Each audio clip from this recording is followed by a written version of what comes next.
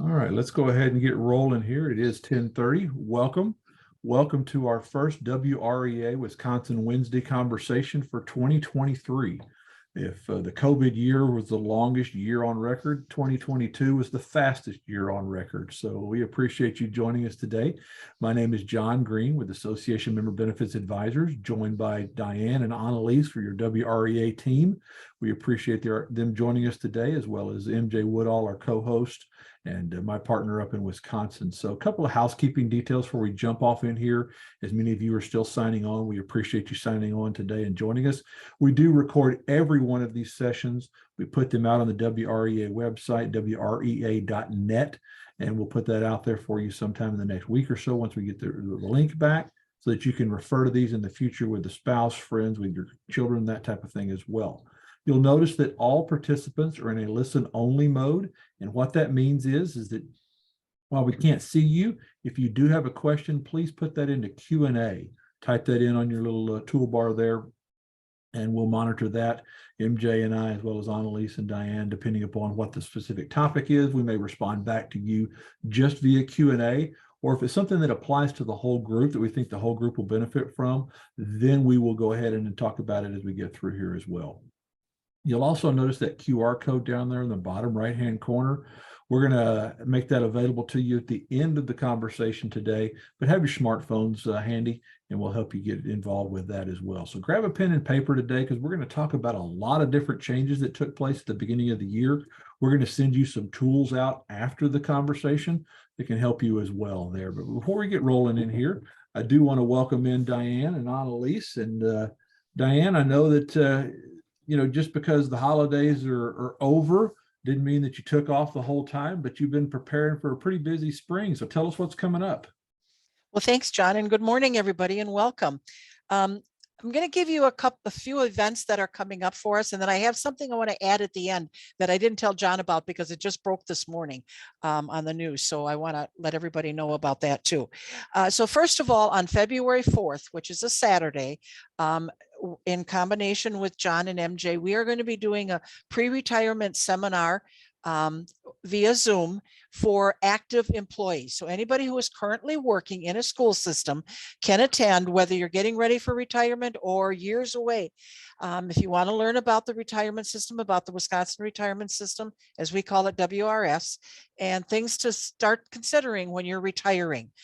If you are interested in attending, you can go to our website, as John said, WREA.net.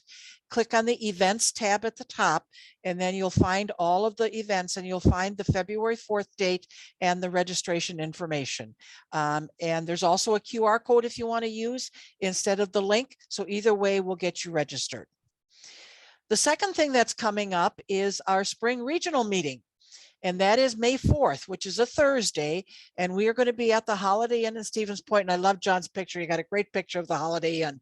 And this is a time where all members are invited to attend.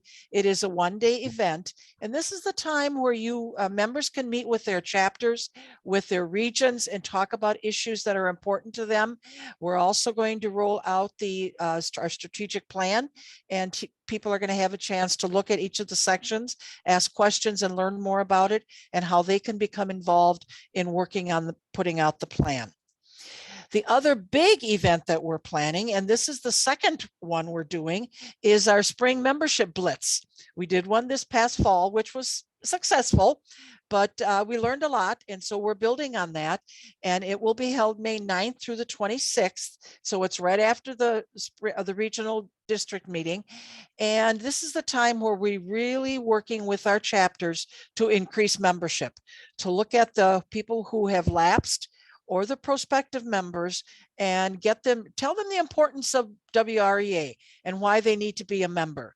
So we're going to do an all-out effort and have a big goal probably to get our membership and increase our membership. And I do want to thank AMBA because they work closely with us. MJ and her team do a phenomenal job in helping us out with that.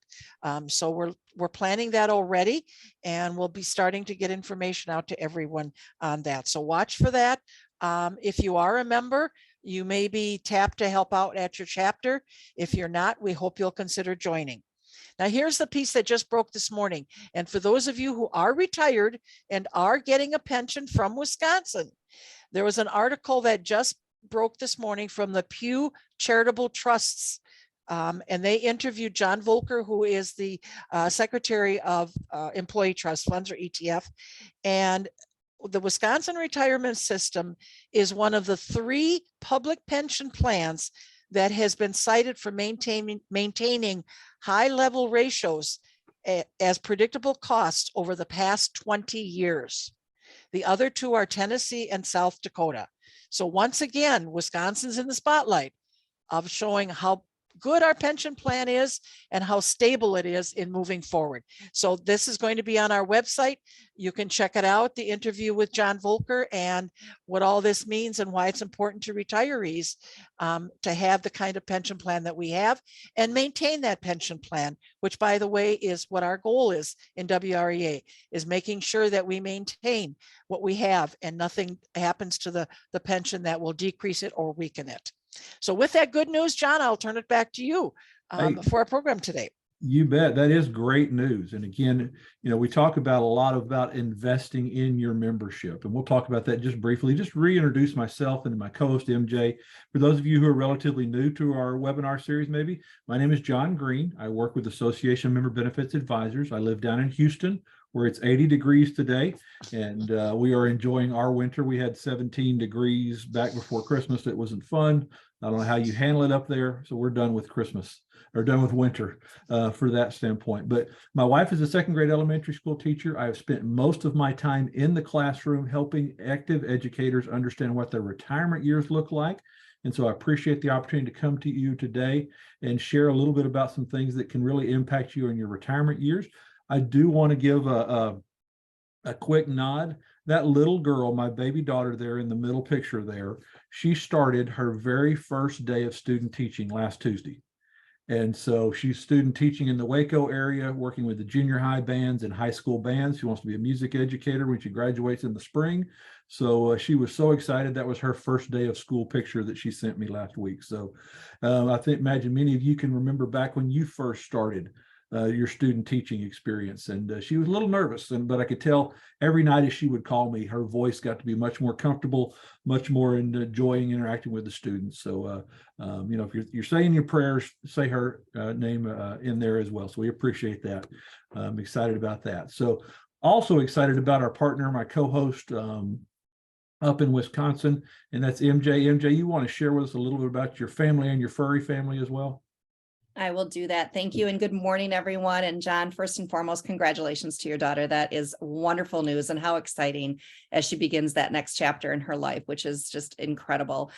And I will say that it is right now 37 degrees in Menominee Falls, and it's going to be a high of 40. Again, shorts weather for us that live in Wisconsin. This is a picture of my family, and actually 3 of us are basically are able to help you. 3 of us in that picture out of the 5, if you count the dog, are able to help you with, understanding a little bit more about WREA and about the benefits and the discounts that are available to you. So at the top, my youngest son, John, is next to my husband. And then my older son is just right next to me in that picture. And that's his name is Chris. And then the furry little guy, that is Bucky. Sorry if I said his name. He's going to come running right now, he's right over here. But he was brought to our life during that time that a lot of us probably had a lot going on, that we had some shutdown and everything else, but we call him our pandemic puppy.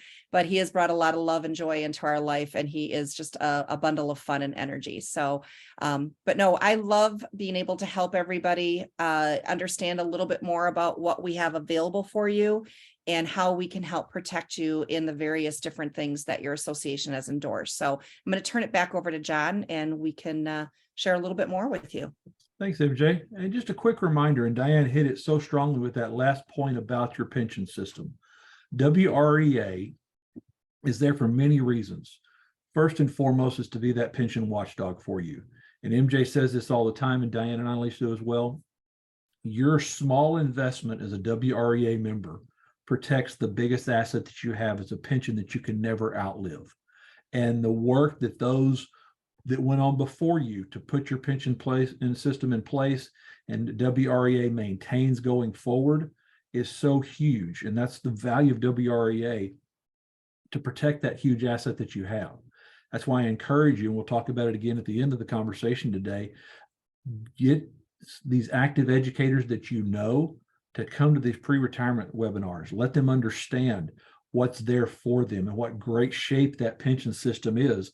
I work with a lot of other states that are envious of what you have in Wisconsin. Some of them have good, solid pensions. Some of them are in sad, sad shape, and some of them that are pretty close to Wisconsin. So some friends that you may know in other states surrounding Wisconsin are not as good a shape as what you are.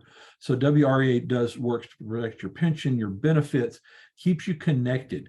So exciting to get back together at these spring meetings, at the fall conventions, at the, at all of your different events and chapters across the board. The membership blitz last fall was great as well. And then offering you discounts, benefits, educational things like that as well that fulfill your retirement years. And some of those advantages of having WREA and AMBA together, they can fill those gaps that you left at the schoolhouse that aren't covered by your state or district benefits or even by Medicare. They're portable if you leave the state for whatever reason. And this time of year, I understand why you want to come down to the South, be it Arizona, Florida, or Texas, but you can take these benefits with you anywhere. They're not tied to any specific network, or there's networks where you are when you go out as well. You can extend these benefits to your family, to your adult children who maybe have aged out of your benefits from the school, if your parents are still alive. And then we have some members who retire from school, but go work somewhere else after they retire, and they may be responsible for their parents. Proper planning with WREA benefits can help prevent you from having to take off additional time to take care of a loved one because you've taken care of them for you as well. So our goals today, we're going to walk through some Medicare changes and Social Security changes. We're going to talk about some gaps that are out there, some changes that Medicare may have put in there for you. We're going to share some financial tips, some things that have changed this year that you can act on immediately. I'm going to send you some documents right after we finish up today. And then we're going to talk about required minimum distributions. There were some changes to the Secure Act, the Secure 2.0 Act that passed right before Christmas last year that changed required minimum distributions that could impact those of you on this call here. And then we'll talk about some of the newest discounts to start the year off right. But I'm sure we all had New Year's resolutions. And so I want to just kind of take a quick poll, get a little interaction going on here. It's multiple choice. If you had a New Year's resolution, if you want to answer what you had out there, it's totally anonymous. Go ahead and pop that in there and tell us what your New Year's resolution might have been, what category, because we're going to help kind of drive some of this conversation based on what you're planning on doing here. We got a good group on the call today, so we'll give it a few more minutes out there. And again, feel free to drop in multiples if you did multiples. If you're like me, I start off with 4 or 5 and maybe end up with half of one by the time March gets here, so all right, we'll go just a few more seconds out there, give everybody a chance to participate and to play the game this morning.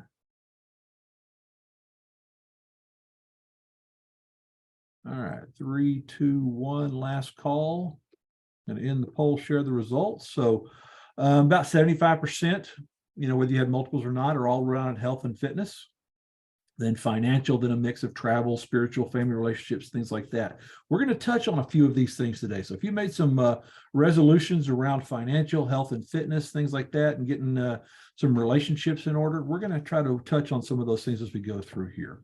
So just rolling through this conversation, we're going to hit on more of this on Medicare and Social Security, a little bit more in depth on the 25th when we have our webinar on Medicare.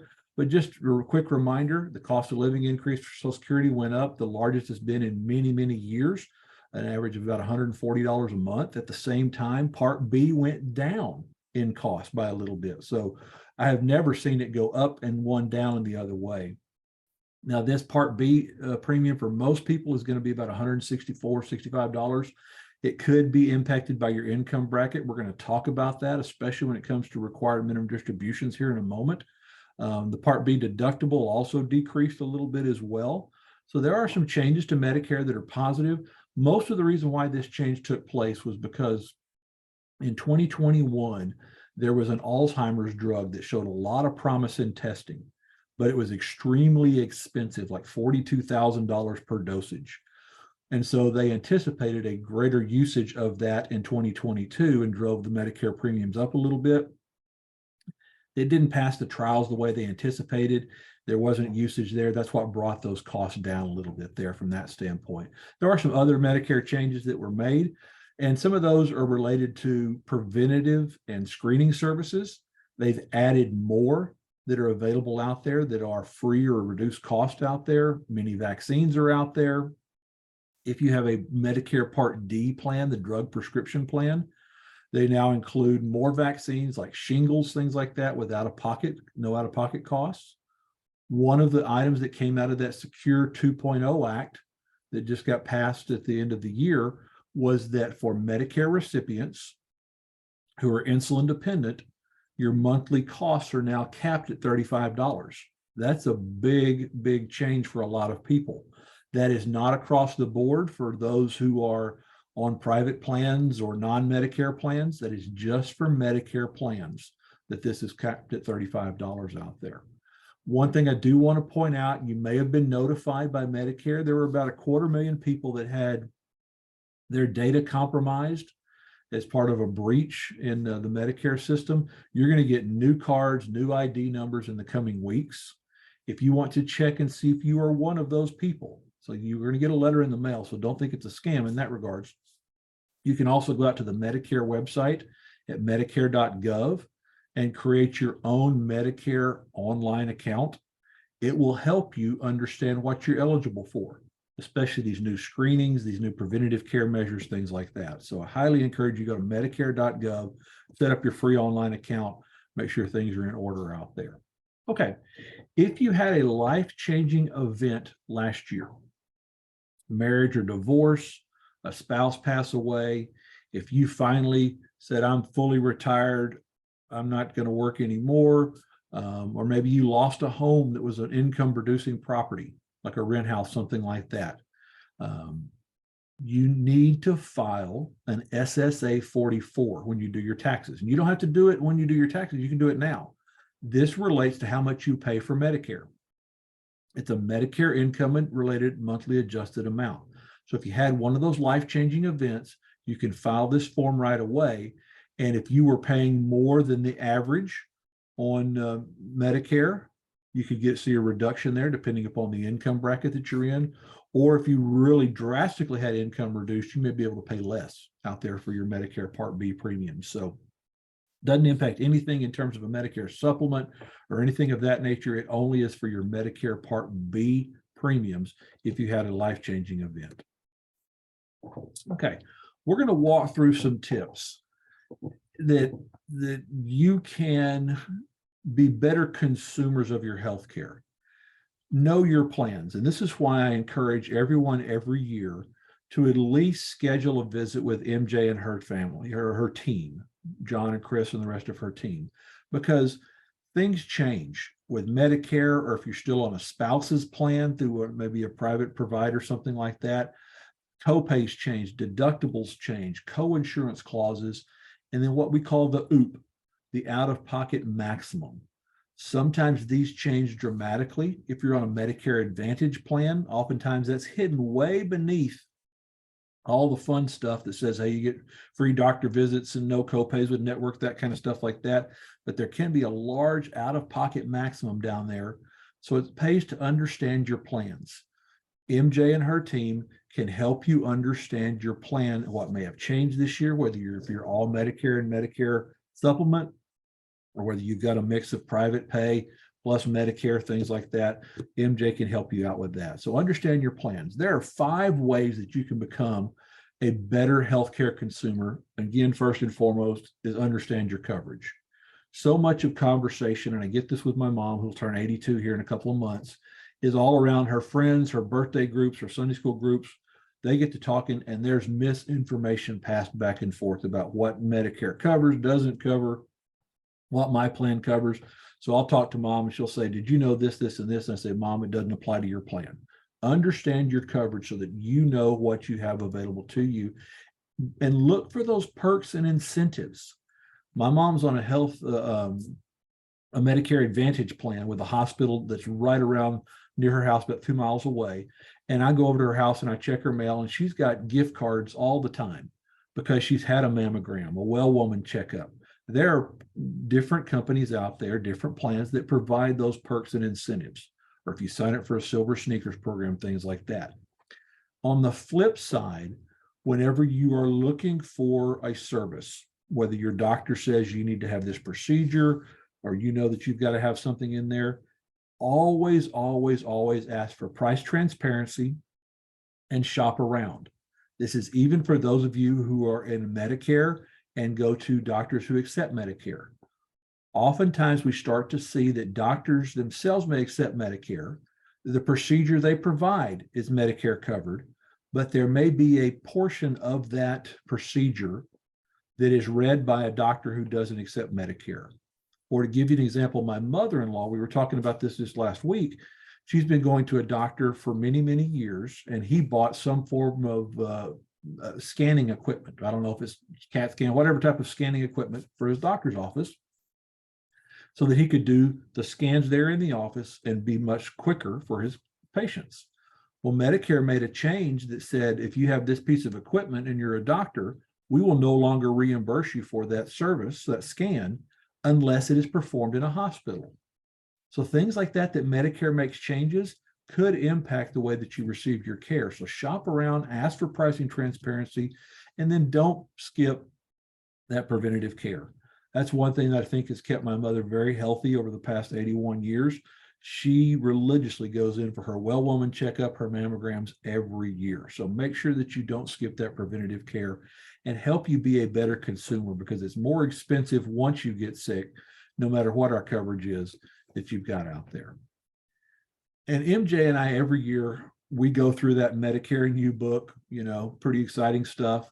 We look at the plans that are out there, and we find that there are gaps in the plans. The insurance plans in Medicare are not designed to pay for everything. And the 4 biggest gaps that we find out there are related to home health care and to long-term care, because they're not designed in any way, shape, or form to pay for that type of what we call chronic care. On the 25th, we'll talk about more specifically what Medicare does and doesn't pay for that. Then when it comes to cancer, heart attacks, and strokes, we're starting to see less and less coverage, especially for comfort items like anti-nausea medication, prosthesis. There's no coverage for travel-related things of that nature. And experimental coverage, or coverage for experimental treatments, sometimes has qualifying language, like it says may pay for this, or may pay for it, then go back and review it and decide they didn't need to pay for it. So there's really some issues around those major things there. Medical transportation, it doesn't matter what the federal government does for ambulance services and to regulate air ambulance services, they find ways to get around that. Those costs continue to go up. And then there's not really any expense or any coverage for final expenses related to burial, things like that. So there are some gaps out there. So here's some steps that we're going to walk through that you can kind of have a healthy financial picture in 2023 when it comes to spending, planning and organizing, insurance on your auto and your home and things like that, and protecting your nest egg. So grab a pen, let's walk through some of these things. There are 3 big budget items, and we look out there and say, all right, housing, transportation, and food are the biggest budget items that we have. Some of these are not that big of a deal because you maybe have paid off your cars, you may have paid off your home, which is great, you don't have a mortgage, but we do find that more and more retirees have a mortgage. They may have taken out some type of extra mortgage to pay for kids' college, things like that. Or you may be missing some things that you've just overlooked. And so here are some of the trends that are out there in these 3 big budget items. When it comes to your home, everybody talks about when you retire about downsizing. Has its pluses and minuses. I mean, you've got less to take care of. Sometimes you can find less expensive living situations. Over the past several years, as housing prices have gone up pretty rapidly, it hasn't been as easy to downsize to anything and still not end up owing more than what you paid on your house. So downsizing may be an option. We're starting to see housing prices cool off a little bit because of the mortgage rates are going up. So some people have a mortgage rate that was an adjustable rate because they got it pretty low. It may be time now to lock in your mortgage rate and get your rates predictable that way. Or it could be an opportunity to sell your larger home and move to a smaller home to save you on other expenses. House hacking is a relatively new term. It is designed, or the term is used by people who are utilizing their home to generate income. And we're seeing this in three different ways. Everybody's familiar with the Airbnb way. If you have a secondary home, or if you're gone for a few weeks doing some type of home swap, or if you snowbird in the South and you want to, put your home in an Airbnb, that's one way to earn income on your home. The other is like my mom. She took in a roommate, someone that my brother worked with. Her daughter needed a place to stay in mom's area. So mom rents out a room to her for a certain dollar amount a month. It provides her with somebody in case something happens. She's there, but also just from a safety security standpoint, a little extra income. The other thing we're seeing in house hacking is the ability to take your home, and if you've got an extra storage shed in the back or room in your garage, there are companies that will allow you to make money off of that by renting out that space to someone who needs to store something, be it a vehicle or something else, as opposed to putting it in a storage shed or into a storage facility and paying a high amount. They could pay you. So it's just ways that you can make money that way. On the vehicle side, if you're not driving as much, or you have an extra unused vehicle, used car prices are still pretty good. You can get a pretty good price for that. We'll talk about the mileage issue in just a moment. And then with the passport program that's free as part of your WREA membership, discounts on eating out, meal prep. You can also recommend restaurants that you want to provide a discount to WREA members. And it's a good way to save money that way as well. All right, let's real briefly talk about insurance checkpoints. Everybody has insurance on your home, your auto, and your life. Every year it pays to review that. You want to look at your deductibles. If you have a low deductible on your auto insurance, maybe raising it by a couple $100 can save you money overall. Look at your liability coverage. Because you have such a strong pension, where we start to see lawyers sue more heavily are for people who have pensions, because they know there will be a lifetime of income coming in. And so they can sue if there's an accident, knowing that they can get a lifetime of payments in there as well. So make sure that you've got the proper liability coverage on your car. I talked about mileage. Many more companies, insurance companies, will provide reduced rates for less mileage. So if you are driving less than you used to in the past, I highly encourage you to call your insurance agent and ask about mileage usage discounts. Ask about affinity discounts, such as for retired educators, things of that nature. Sometimes there are specialty discounts for that. There is specialty coverage that you may have had in the past that you don't need anymore. If you had a fur baby, if you had a dog, and maybe you had pet coverage on your auto insurance, and that pet's no longer with us, you can drop that coverage off. If you were ever towing a boat or something like that, there may be things that they were surcharging you for that you don't use anymore. So I encourage you to have that review that's out there. From a homeowner's perspective, like I told you, my daughter's going to be a music education major. We're going to be a music teacher. If any of you out there tutored somebody in your home, or you taught private music lessons, things like that, and you don't do that anymore, you probably want to remove that off of your homeowner's coverage. So there's a cost that's out there. Shop around. And I encourage you to shop around for two reasons. One, companies charge less rate, or they'll offer a bigger discount for new customers oftentimes. You want to see what's out there, but also you want to make sure when you're shopping around, if you get a new rate, make sure that it doesn't leave you, the company that you left, that you're not leaving discounts on the table, that you're not leaving earned claim-free discounts or claim-free forgiveness if you have a claim, things like that. So there's reasons to shop around as you go through out there. So when it comes to your home, you want to look at your replacement value. With all the storms that have taken place down on the Gulf Coast in Florida and others, home pricing, rebuilding costs are going up. And so insurance companies are passing that along all across the country. in your replacement cost. Your replacement value is not the cost you can sell your home for. It's not your taxable value. It is the cost to rebuild your home. Always, always, always check that. If it's gone up too much, you may want to ask for a revaluation from the company, from your insurance agent, but your deductibles are driven off of that as well. So if your home value goes up to say $300,000 of replacement cost, and you have a 1% deductible, it now costs you $3,000 out of your pocket before your home can be repaired. So check your deductibles. Make sure that you've got those in line with what you can afford. If you've done any major renovations, replaced a roof, rewired, put in new appliances or new hot water heaters, some of those things can get you discounts as well. Look at bundling if you have home and auto together, but again, shop around. It doesn't hurt to shop around out there. From the life insurance perspective, I'm a big believer in life insurance. Always, always review it every year. Make sure you still need it.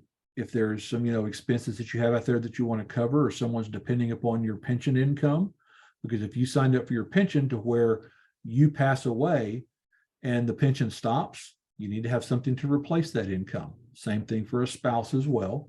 Take a look at whether it's term insurance or permanent, meaning that it's going to run out at some point. Also take a look and see some policies have nursing home riders on them that for free give you the ability to take some of your life insurance and use it if you have to go to a nursing home. So make sure you check that out there. You may have some options on your coverage. Again, that's why I encourage you to have MJ and her team review that policy, because it can sure make a difference when you go out there as well. So let's see if there's any questions out there. All right, we had a couple of questions. One was about recording. Yes, we are recording this. We will make this available on the WREA.net website probably the next week or so. And then someone asked about Passport for food. I'm going to touch on Passport again at the end, and I'll answer that question as well. So keep those questions coming in the Q&A, and we'll roll through there. So, okay. I want to talk about planning. And I want to talk about planning from two different aspects of it. One, from the standpoint of what happens that day and week and month after you leave this earth in case of death.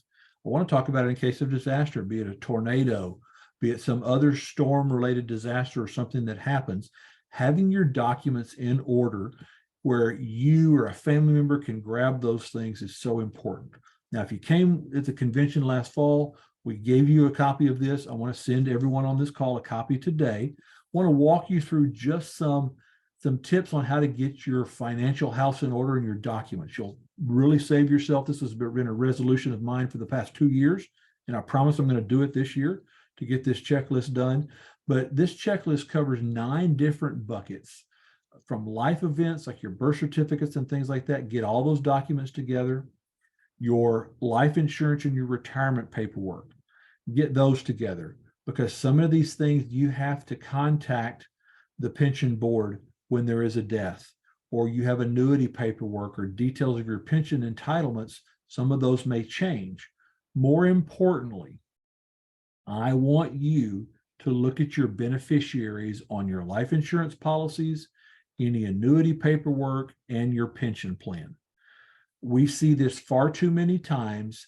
One of your beneficiaries is no longer with us anymore because they've passed away, or sometimes we've seen it where there's been a divorce in the family, and all of that pension money, all of that life insurance goes to a former spouse. Now, that's a lot of fun conversation to have when that happens.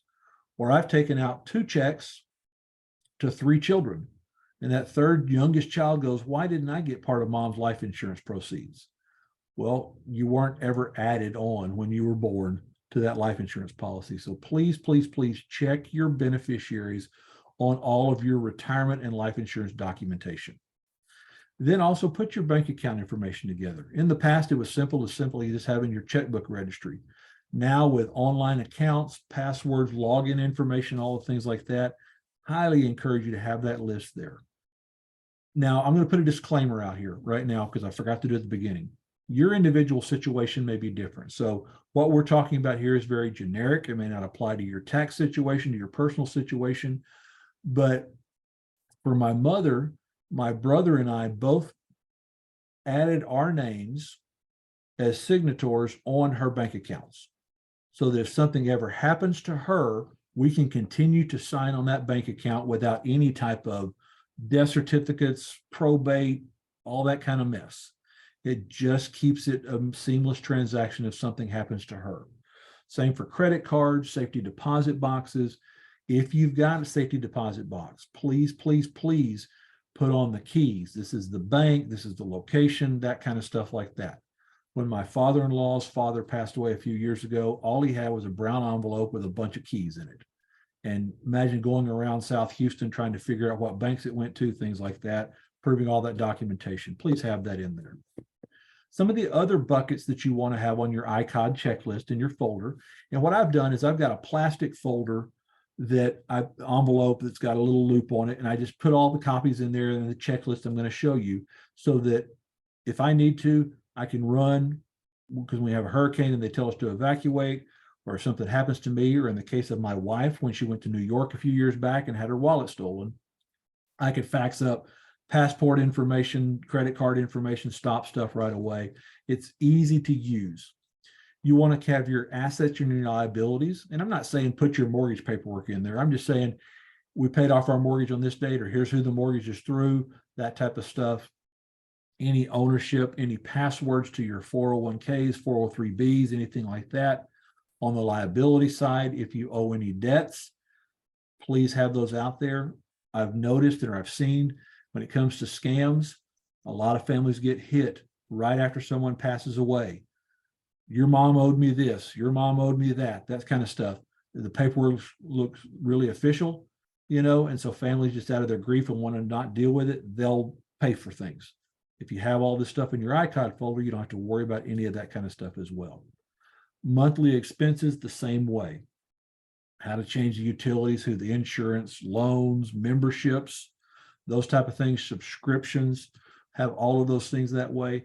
At AMBA, we have so many dental vision customers that sometimes we'll have family members call and say, hey, mom passed away 6 months ago, and I didn't know she was having dental pulled out of her checking account for the past 6 months, that type of thing. Have those things down there so that those changes can be made very easily. And we live in the world of email and social media, and Facebook pages can live on long after we're gone. Have those, passwords, those account numbers, email accounts, cell phone, those type of things. Have that documentation there so that those can be shut off if necessary. Streaming services, Netflix, Disney Plus, stuff like that. And then have your contact details, who your doctor is, MJ's information down there, insurance, ministers, all those type of things. And then you do want to have copies of wills, power of attorneys. And this is something we were talking with my oldest son. He's not married, 28 years old. I had him bring over all of his medical information from his work. And my wife and I go, if something happened to him, we probably need a medical power of attorney to take care of him in that regard. So again, all those things, instruction letters, all those things that you want to have. Now, I've made it simple for you.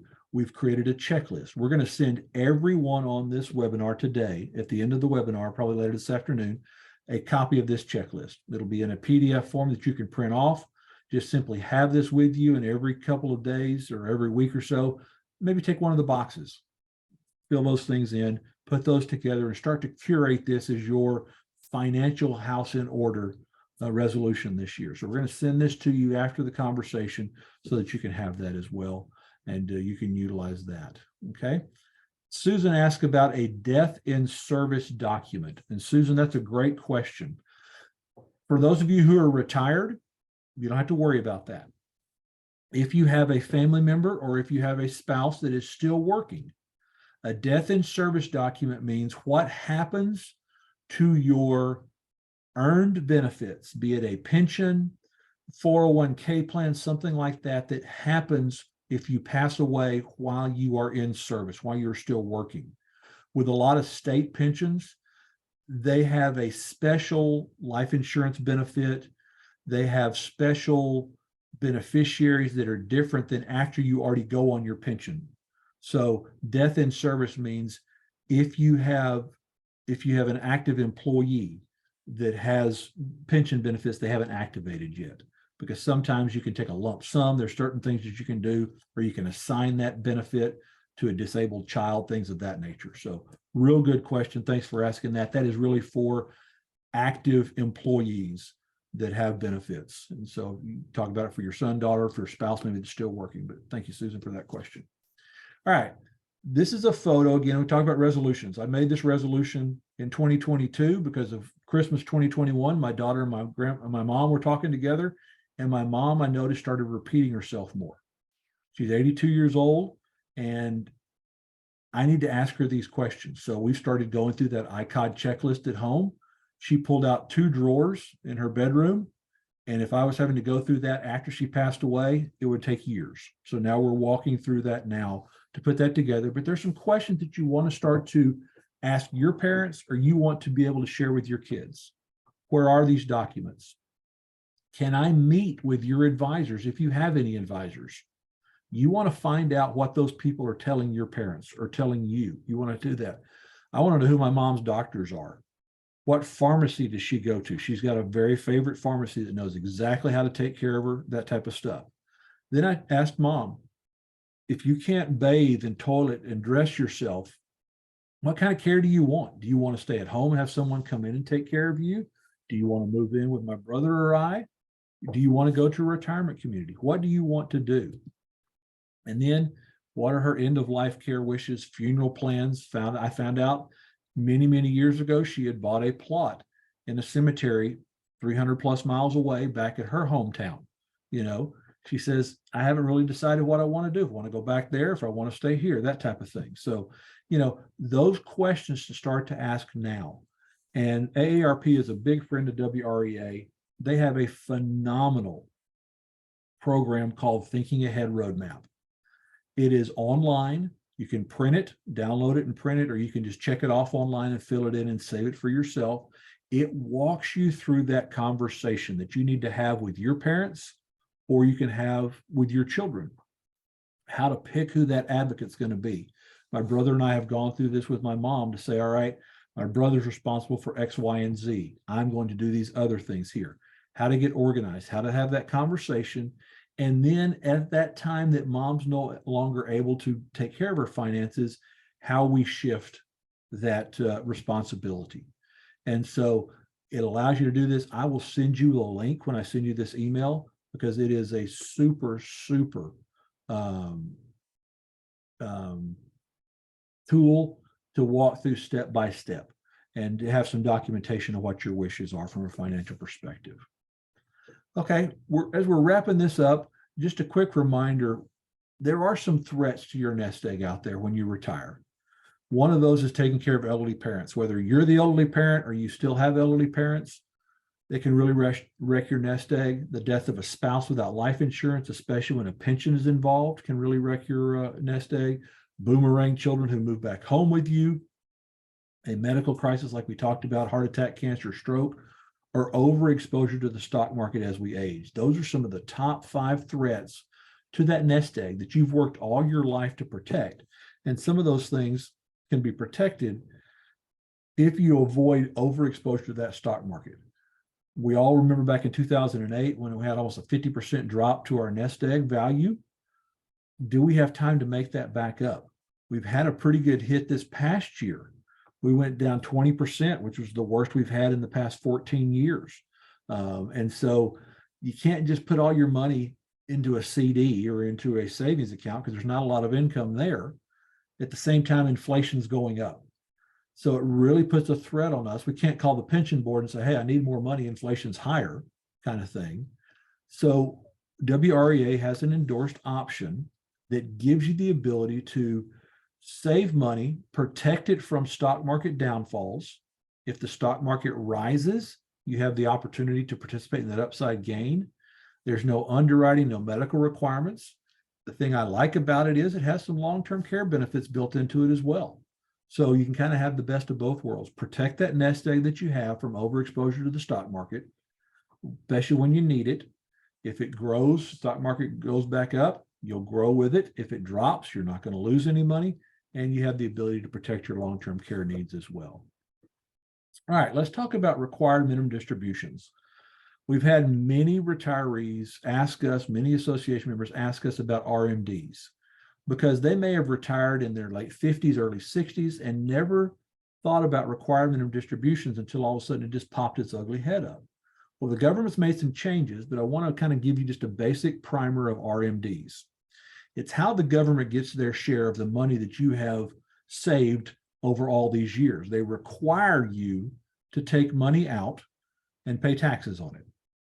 This involves any IRAs, individual retirement accounts, 401k and 403b accounts, 457 accounts, anything that you have saved up pre-tax or tax qualified prior to retirement is subject to a required minimum distribution. This does not include your pension. Your pension is not subject to RMDs. Any Roth IRAs that you have are not subject to RMDs, nor are your savings accounts, CDs, or money market accounts unless you specifically set them up as an IRA. Now, what RMDs are, required minimum distributions, they're a portion of your account that's based on your age, and that grows every year as your age. And it's based on the account balance from the previous year. So the past couple of years, everybody's stock accounts have probably dropped. So you'll owe less in required minimum distributions. Now, this is where the changes come in. Prior to 2020, if you turned 70 and a half prior to 2020, you had to start making required minimum distributions. COVID comes along, the stock market drops like a rock. The federal government says, you know what? We don't want to have people taking money out, required to take it out, because they probably still need it. They probably need to grow it back out there. So they changed the age to 72. So if you have not turned 72 by 2020, then you could wait for RMDs. Well, the Secure 2.0 Act that just passed last December changed that to 73 in 2023.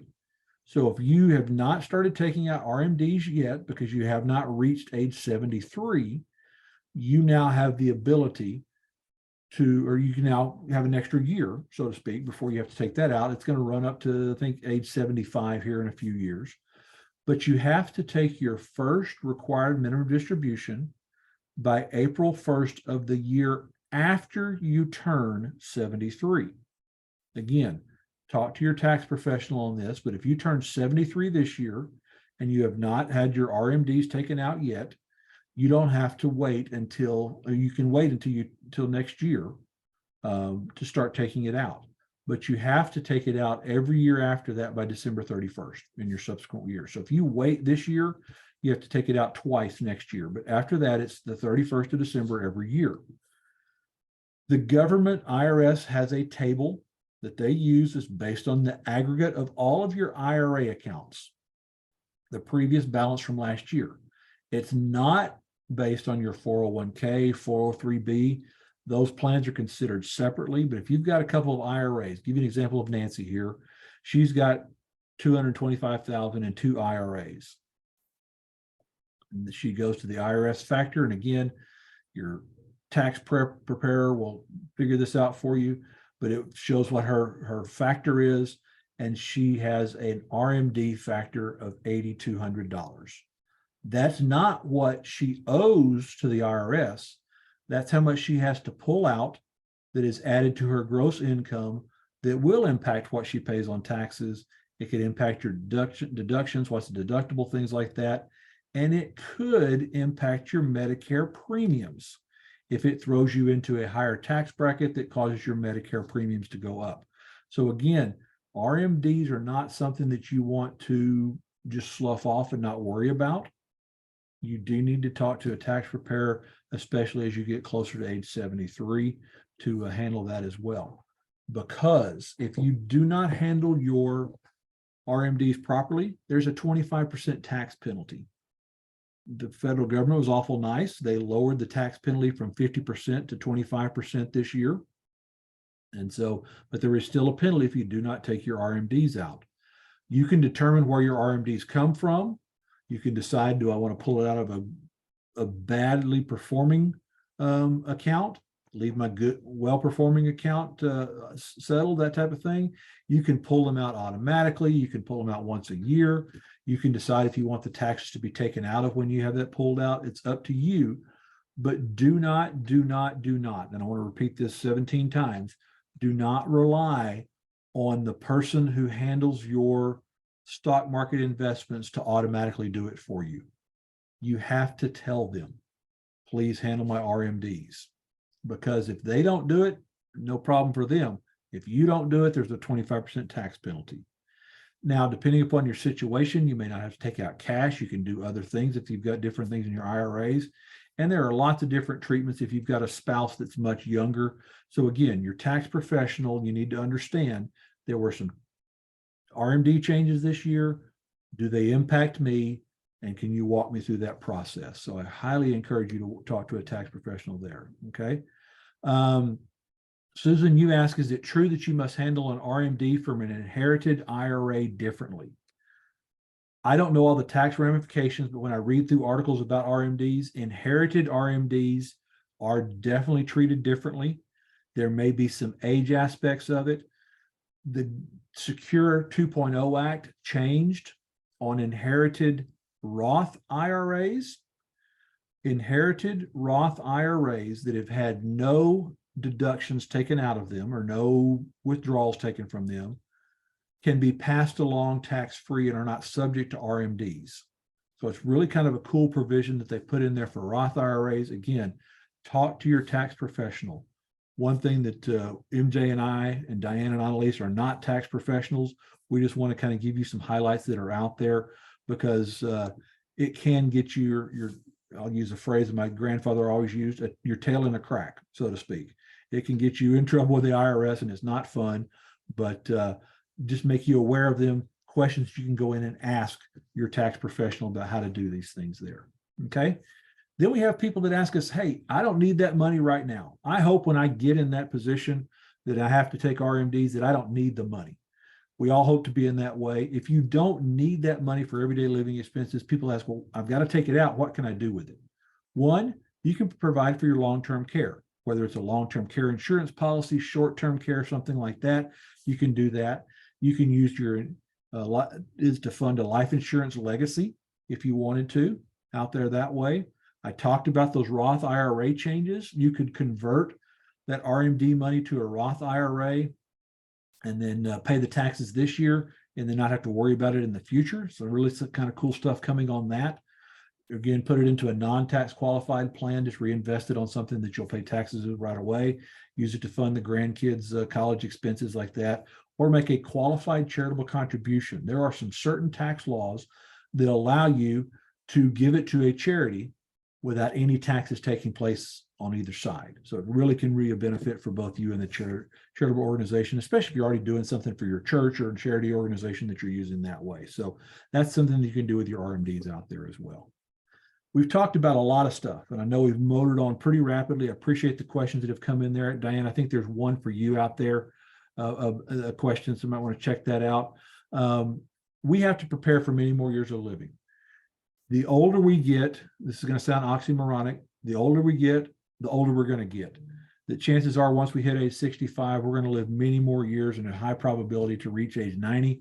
So really want to make sure that we prepare for the impact of inflation. We saw it this past year, life changes, health changes, things like that, and prepare for those things. And that's what we're here for at AMBA. Now, someone asked about Passport.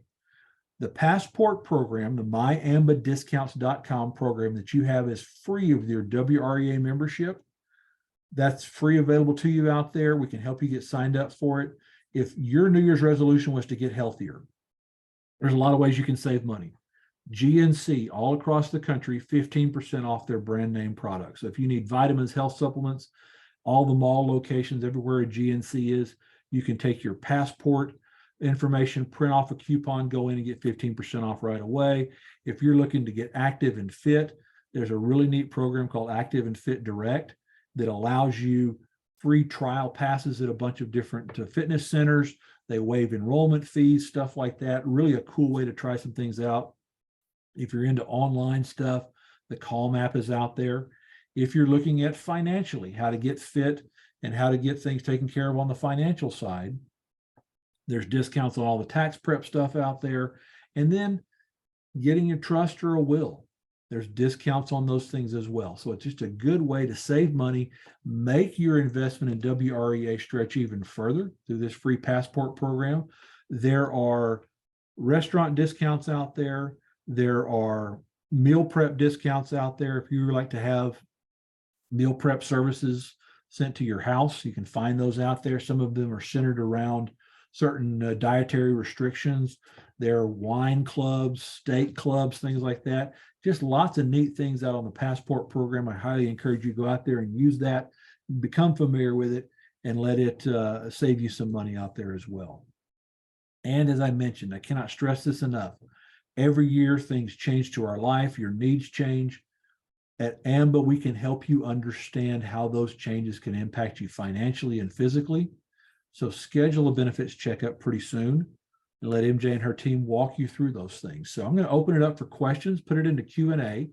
If you want to get more information on some of the things we've talked about today, whether it's that tax deferred plan that's endorsed by WREA to get your money out of the stock market and protect it, if you want to talk about long-term care or passport, simply take your smartphone, hover over that QR code with your phone, with your camera feature, open up your camera feature, hover over it, a little form will pop up.